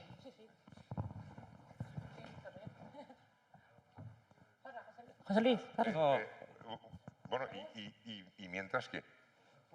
A ver, eso hablamos de años y las personas están hoy. No, a ver, mientras... Yo creo que sobre todo es un control de eso, control. Claro. Antes que... No sé, que la privatización es una utopía que es impensable y no sé cuántos años puede ser eso, pero y hoy, que están en el Domus con poco personal. Hoy. Efectivamente. Ahí era la segunda... Que antes que intentar cambiar el modelo, mientras lo intentas cambiar, arregla este. Ya, pero... Inspecciona, machaca y controla conforme hacen en una residencia sí y en otras no. Porque yo sé residencias que las controlan de una manera exagerada, con unas inversiones que... Y hay otras que no hacen ni caso. O sea, que me refiero que eso lo sé yo porque lo he vivido. Me refiero que antes que privatizar, sí, ojalá, pero eso es a un larguísimo plazo. Pero y hoy, y mañana, y la semana que viene. Mira, El mes que viene sí que se puede poner un control y el que no cumpla, hachazo. Habla José Luis y Manuel Rico. Me gustaría por si hay alguna pregunta y tenemos que controlar. Manolo, ¿vale? I ara què? Pla Valencià d'Infraestructures de Serveis Socials, 21-25. Ahí estan algunes de les solucions acordades, que es parlaran un altre moment, per a donar resposta a aquesta pregunta que tu feies. Clar, és que és molt fàcil voler, quan s'han fet les gestions que s'han fet en anterioritat, ara també voler carregar tintes en voler canviar-ho tot, absolutament tot, quan sabem que és impossible. I estic d'acord en que té que haver un control. Bueno, però hem de donar idees, almenys hem de veure el model que volem. José Luis. Jo crec que hi ha una qüestió que ha quedat molt evident. Havia un sistema, teníem un sistema lligat en pinces i ha entrat un element estrany, molt fort, molt potent i desconegut i ha fet saltar, perquè estem parlant del problema d'ací d'Alcoi, però estem parlant de mils de persones en tota Espanya i en Europa. És que hi ha una declaració de la comissària de Drets Humans de la Comissió Europea que ella deia que en els primers mesos en algunes residències s'havien vulnerat els drets humans. Mira, nosaltres això estem parlant quan dia antes que a una persona el demana que per favor l'alces i l'acompanyes, això necessita aquesta atenció, estiga el virus o no. Si entra el virus, evidentment, el que fa és agreujar-ho tot. Quan parlem de model, i evidentment posar ara a revertir places públiques, doncs això se'n va no se sap quan. Jo penso que el que sí que és necessari és un debat ampli, social, on intervenisquen experts i on tinguin també veu els usuaris que puguen i els ciutadans en conjunt, perquè els ciutadans d'ara som els possibles usuaris d'allà. Possibles no, els usuaris. Jo crec que toca en un plaç, a mig i llarg plaç, anar veient què fem en la nostra vida quan arribem a una situació on ja els nostres familiars no ens poden acompanyar i necessitem aquesta dependència. Mentrestant, el que jo penso que tampoc és de rebut és que es vegem familiars en una situació tan desprotegida per una direcció o per una empresa o per lo que siga i que no tingués el garant d'una administració que puga cobrir aquestes deficiències. I, mentrestant, el que es tindrà que veure és de quina manera això es pot...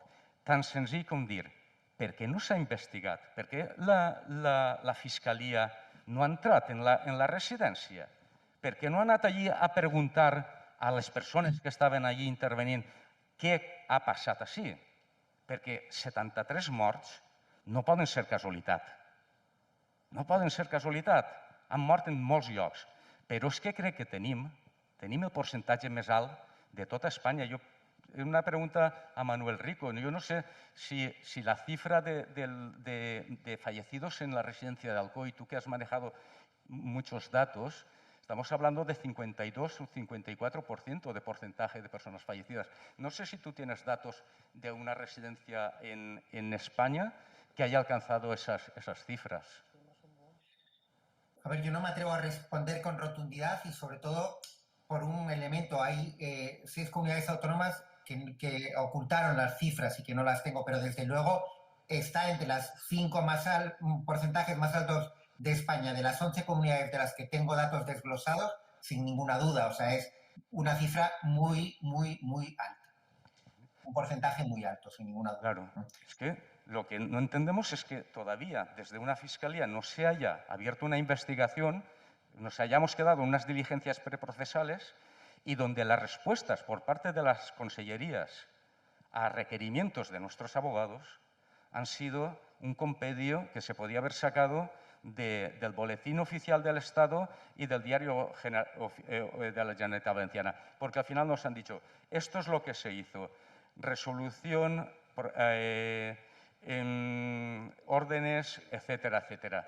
Entonces, yo creo que la Administración tiene la obligación de cubrir lo que son esas carencias. Y al menos daros respuesta. Y obligar a las empresas, sean privadas o públicas, a que cumplan lo que toca. O que tengáis un camino. Si yo tengo un problema con una empresa telefónica, tengo una oficina municipal del consumidor a la que dirigirme. Porque no he tenido el problema en la residencia, pero entiendo que no teníais ningún sitio al que dirigiros, tampoco ni lo tenéis. Manuel Rico creo que había pedido la vez y vemos si alguien del público tiene alguna pregunta. Sí, no, a ver, un apunte respecto al modelo. El cambio de modelo tan necesario, yo ahí concuerdo completamente con las palabras de Manuela, pero el cambio de modelo es cambio de modelo para hoy, como decía el médico, y cambio de modelo para mañana. El cambio de modelo para hoy es muy sencillo. Reforma en profundidad de la normativa. Bueno, es sencillo explicarlo. Llevarlo a cabo es más complicado. De forma que se eleven las ratios.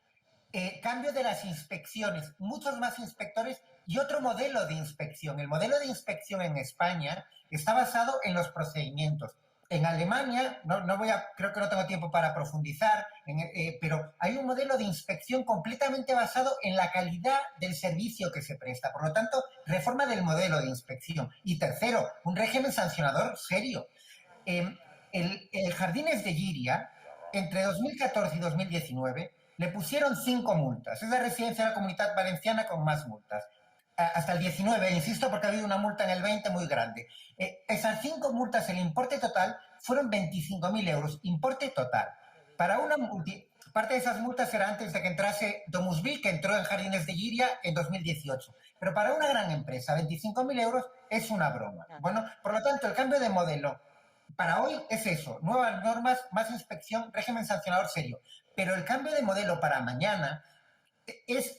Yo creo, podemos pasar del 91% de residencias públicas como hay en la Comunitat Valenciana, privadas, a 0, no. Pero si queremos que dentro de 15 años o 20 esté en el 70%, hay que empezar hoy también, porque para llegar ahí hay que empezar hoy. Y la vía para eso son 2 vías. construcción de residencias de gestión pública. Antes he dicho cosas que en mi opinión ha hecho muy bien la Generalitat, más inspectores. No he dicho, pero ha hecho muy bien más dinero público para dependencia. Hay una que no ha hecho bien. En 8 años del Botanic, cuando pasen los 8 años, habrá una residencia nueva de gestión pública, San Mateo en Castellón. Una. Eso no puede ser. Hay que construir más residencias de gestión pública. Y segundo, la reversión. Es verdad que hay algún contrato como el de Domusvia Alcoy kafkiano a 40 o 50 años, pero hay contratos de 4, 5, 6 años. Y esas residencias sí que cuando termina el contrato pueden revertir perfectamente a lo público. Entonces, a veces tenemos en España la costumbre de que los debates son o 0 o 100. No, 0 o 100 no, pero para llegar a 70 tenemos que empezar hoy. No me lo aplace usted porque es un sueño imposible. No, es un sueño imposible, sobre todo si no empezamos a caminar en esa dirección. El primer paso hay que darlo siempre. Sí. Muchas gracias, Manuel. Creo que para acabar vamos a ver que hay gente del público que tiene preguntas. Sí. Sí.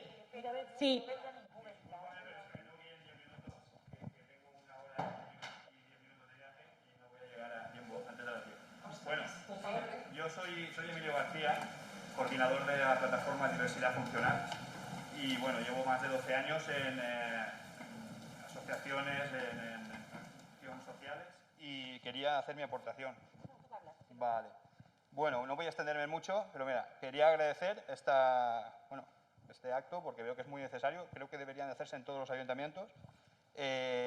Coincido mucho con Manuel Rico, creo que hemos coincidido también en alguna reunión con el Ministerio de Derechos Sociales y diferentes agentes sociales y vamos, estoy en casi todo de acuerdo con él. Antes de todo quiero recordar a las más de 25.000 víctimas de la pandemia, a los daños sufridos y a las anteriores víctimas que también han padecido antes de la pandemia, que también han muerto de dejadez, de soledad, muchas, por el modelo que hemos permitido, digamos, todos los gobiernos al final y hago incluso algo responsable a toda la sociedad, porque todos lo hemos permitido, este modelo privatizador, que no hemos sido capaces de... Sí que hay muchos estudios de prevención a la dependencia, a la autonomía personal en el domicilio, pero no se ha llevado ninguno a cabo. Bueno, quiero hacer esta reflexión, no porque lo diga yo, sino todo lo que me transmiten las familias y esta crida a la responsabilitat a tots. Sí que el model es pot canviar, clar que es pot canviar, falta voluntat. Sí que és deberes, tinc que ser just i dir que el que hem heredat d'anteriors governs és un model totalment que està lluny del benefici, del benestar de les persones. Sí que em consta que n'hi ha un govern que no hem sigut capaços abans de la pandèmia de tindre un model digne, com anaven a tindre-lo en una pandèmia, no?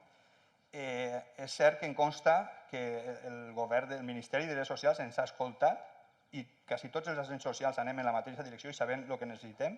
N'hi ha una gran millora, es troba que és just dir-ho, n'hi ha una gran millora en pressupostos, en un pla estratègic de la dependència, tant per una ampliació de pressupostos i en el govern del Botànic també.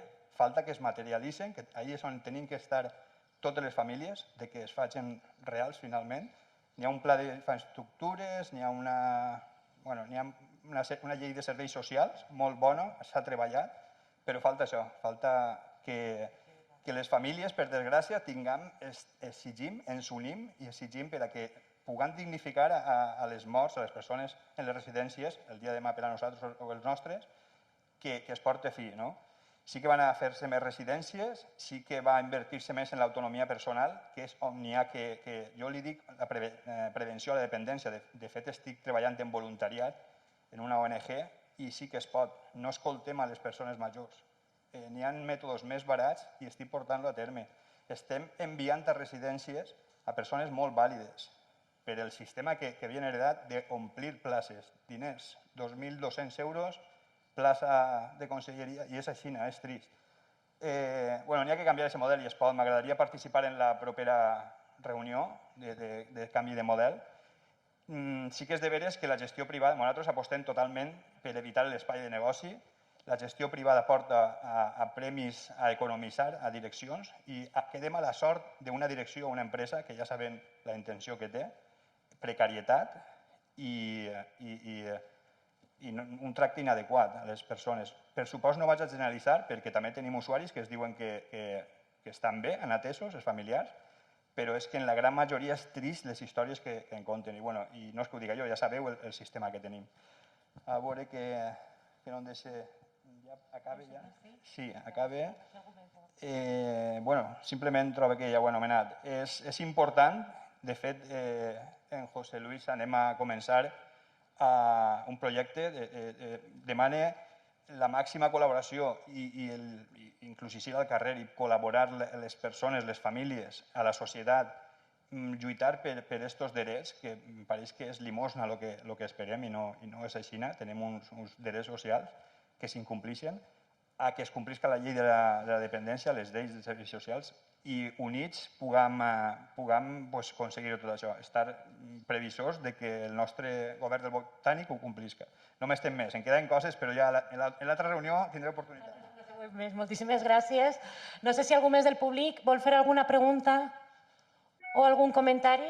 Vaig cap allà i així se sentirà bé.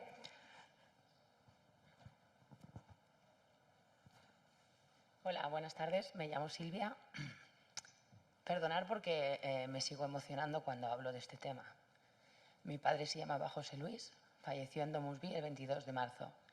Y yo sigo preguntándome por qué mi padre, los demás, todos los residentes que siguen viviendo en residencias, son ciudadanos de segunda.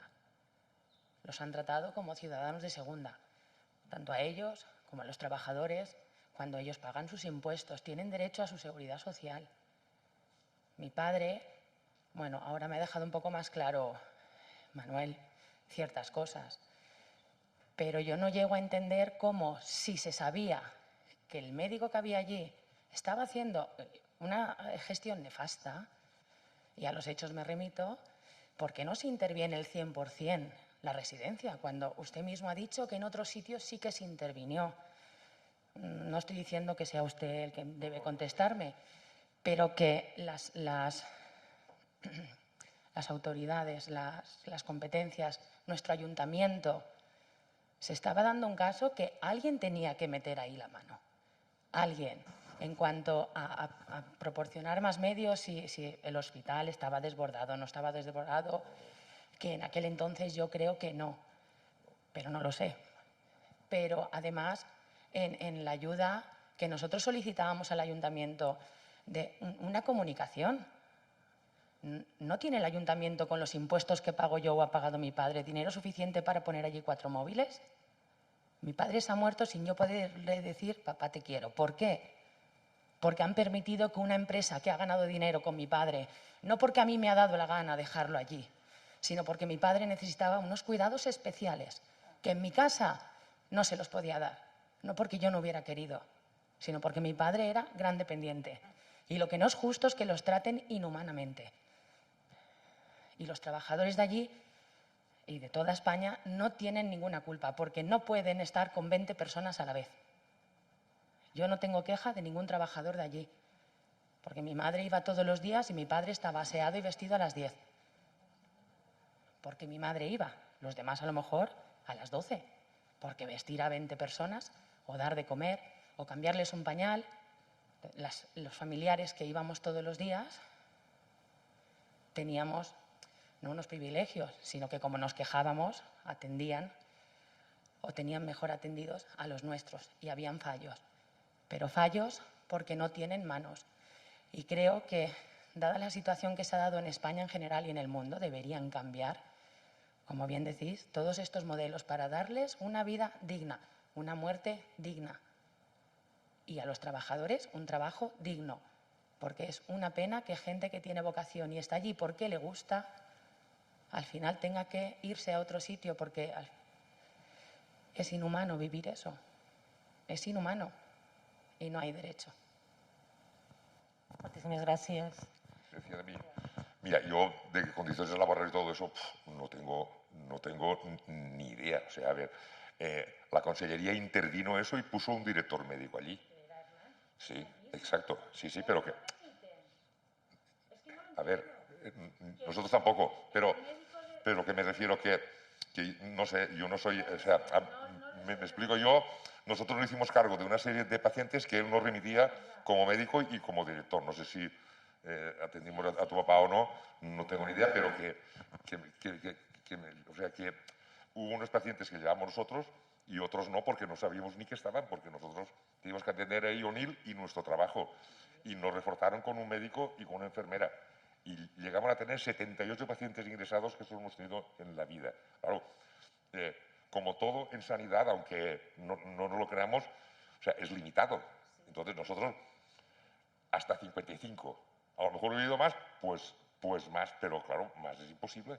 ¿Entiendes? Pasarían un informe a alguien. Entonces, ese alguien... No, te vuelvo a decir que nosotros tenemos, ya lo he dicho antes, la costumbre, la obligación de informar a las familias, y en todas las residencias que hemos ido, tanto en la primera fase como en la segunda fase, informamos a la familia. Y en el Domus no teníamos los teléfonos porque no nos lo facilitaron.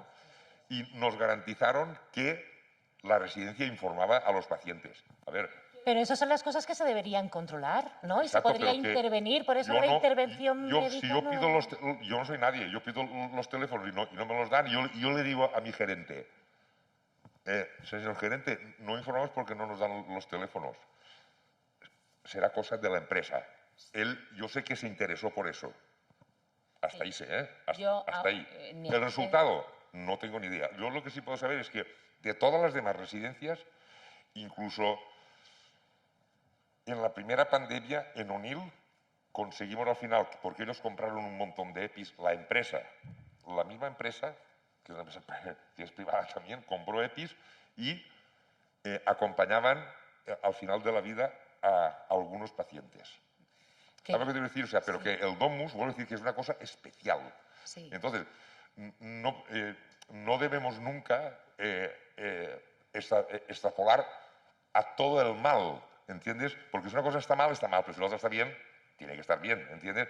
Yo sé que allí fue un sufrimiento horrible, horrible. Por eso le estoy diciendo que Sí, sí. no estoy criticando la actuación que ustedes tuvieron. No, sí. Siempre solamente estoy diciendo para que vean y para que conozcan, o sea, Sí, la sí, no, información sí, lo que yo sabemos. tuve de mi padre, que es vergonzoso, tiene fiebre. No, llevo 2 días sin llamarte porque no tiene fiebre.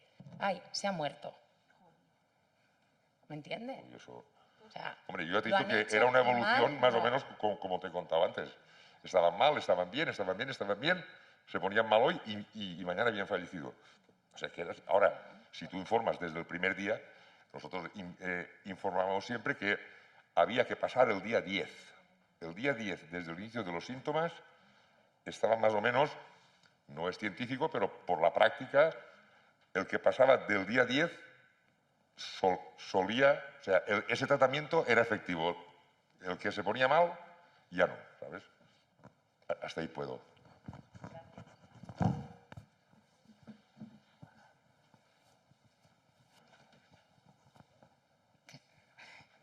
Sí. A veure, jo soc Mila i el que volia preguntar és com es va realitzar aquesta selecció de pacients.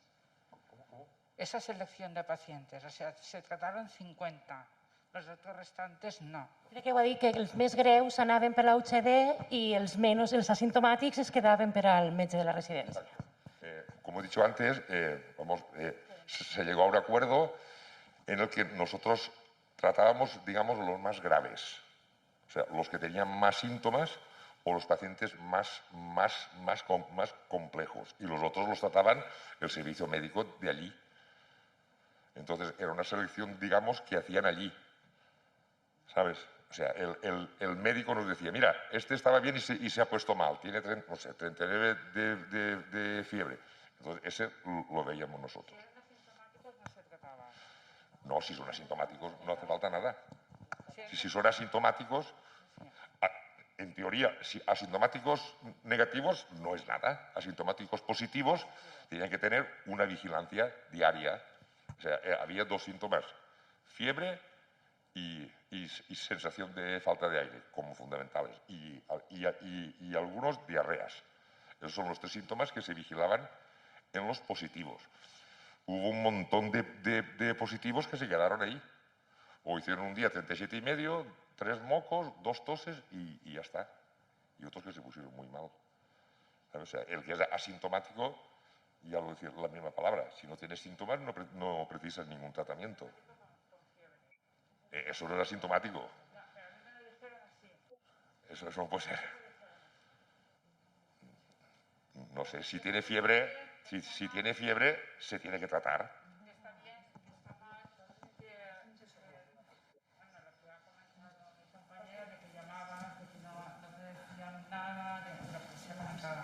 Y digo que esa información a nosotros mismos que estamos trabajando allí nos la negaron. ¿Sabes? O sea, que eso, claro, nosotros no tenemos ninguna autoridad allí, nosotros, ¿entiendes? Igual ese era el problema, que no tuvierais autoridad allí. Era el director de la residencia, vamos, por nombramiento de la Consejería de Sanidad. Al igual que a mí me nombraron director de ONIL, que me nombró la Consejería de Sanidad. Yo no sé él, pero a mí me abrieron diligencias en el juzgado, a mí, y no pasó nada, ¿sabes? Damos paso a una última intervención del público y así a ver si ya concluïm. Hola, bona nit. Soc Juan Valls, soc membre també de l'associació. La pregunta que és que després de tot el que ha ocorrit, després de tot el que ha passat, com és possible que la nostra administració no hagi fet encara no hagi fet res, ni hagi fet no ha fet res per la residència d'Alcoi. És que no ha fet res, no ha fet ninguna inspecció. Com és possible això? Això com s'explica? Ni polítiques inclusives, ni salut pública. Després de tot això, com és possible que... I jo tiro aquesta pregunta. Com és possible que després de l'ocorrit no s'hagi fet una inspecció en Domusvi? De a veure què és el que ha passat. Ningú s'ha preocupat per saber com estan els ràtios. Si és de veres, si es complixen, si no es complixen. Ningú mos ha donat de l'administració ninguna explicació al respecte. A partir d'ahí, què podem esperar? Com volem parlar de reversió a llarg plaç si una cosa fonamental que és l'agarrar i tindre una inspecció al moment i saber el que ha ocorrit no està fet? A partir d'ahí, jo ho deixo ahí en l'aire i cada un que pensa el que crea. Moltes gràcies, és bona pregunta, però no tenim ningú de l'administració així que puga dir-nos per què no respon o per què no donen classe. Bueno, moltíssimes gràcies a tots els participants. Em queden moltes coses en l'aire. No sé si Sandra voldràs dir alguna cosa per a tancar o de moment ens queda molt per rumiar. Com ha dit Manuel, primer necessitem un canvi ja d'actitud i de veure com es gestiona, de millorar ràtios, de millorar els professionals, els usuaris, però també necessitem repensar-se com és que hem deixat que fons inversors juguen a negocis en la gent gran. No són sabates i no són comerços. Hem de començar a pensar com tractem a la gent gran i com la clavem en el nostre sistema de negocis o econòmic.